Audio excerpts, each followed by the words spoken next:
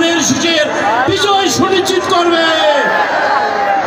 প্রিয় উপস্থিতি, আমরা সুন্দর খেলা উপভোগ করলাম। রংপুর এবং দিনাজপুরের আমাদের মহিলা টিমের যে উত্তেজনাপূর্ণ খেলা, আমাদের মধ্যে উত্তেজনা সৃষ্টি হয়ে গেছে প্রিয় ভাইয়েরা, ঠিক কিনা?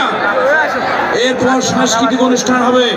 সাংস্কৃতিক অনুষ্ঠান দেখবেন তো ইনশাআল্লাহ। আমাদের আইন শৃঙ্খলা বাহিনী, পীরগঞ্জের আইন শৃঙ্খলা বাহিনী, ফায়ার সার্ভিস ভাইয়েরা দক্ষতার সঙ্গে আমাদের খেলা সুসম্পন্ন করেছে। আমার মারা অনেক এসেছে, মায়েদের জন্য তালি হবে না? তালি দেন মাদের জন্য। আজকে খেলোয়াড়দের জন্য তালি দেবেন না? আর সাংবাদিক যারা আয়োজন করেছে, বাংলাদেশ প্রেস ক্লাব, পীরগঞ্জ উপজেলা, তার জন্য তালি হবে না? প্রিয় উপস্থিতি, খেলা পরিচালনা কমিটির সম্মানিত নেতৃবৃন্দ, যুবক ভাইরা, আপনারা মঞ্চের সামনে পীরগঞ্জ ফুটবল একাডেমিকে অভিনন্দন জানাচ্ছি। আপনারা সবাই মঞ্চের সামনে এসেন। আমাদের খেলোয়াড় বোনেরা তারা যেন আমাদের এখানে ড্রেস আপ করে এখানে আসে।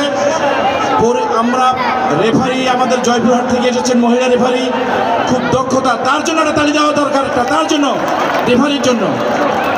আজকে পীরগঞ্জের মাঠ, পীরগঞ্জের মানুষ, পীরগঞ্জের বন্দর, স্কুল কলেজ, আমি মনে করি সব জায়গায় একটা আনন্দের উৎসব তৈরি হয়েছে। এই যেন একটা নতুনভাবে আমরা পীরগঞ্জকে দেখতে পাচ্ছি। প্রিয় ভাইরা, একজন অসুস্থ হয়েছে, তাকে মেডিকেলে নিয়ে যাওয়ার জন্য আহ্বান জানাচ্ছি। একজন অসুস্থ হয়েছে, একটু প্লিজ হেল্প করেন। আমার এক ভাই অসুস্থ হয়েছে,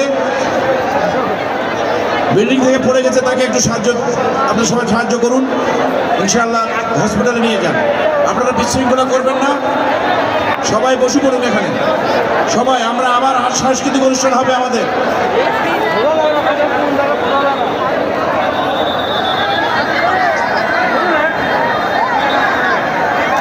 আমি দর্শকদের বলছি, প্লিজ, সে দ্রুত সুস্থ হবে ইনশাআল্লাহ।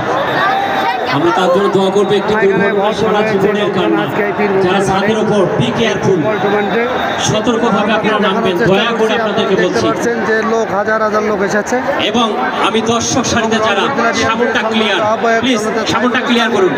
সোহেল ভাই কিন্তু অক্লান্ত পরিশ্রম করে যাচ্ছেন এই টুর্নামেন্টকে সার্থক করবার জন্য।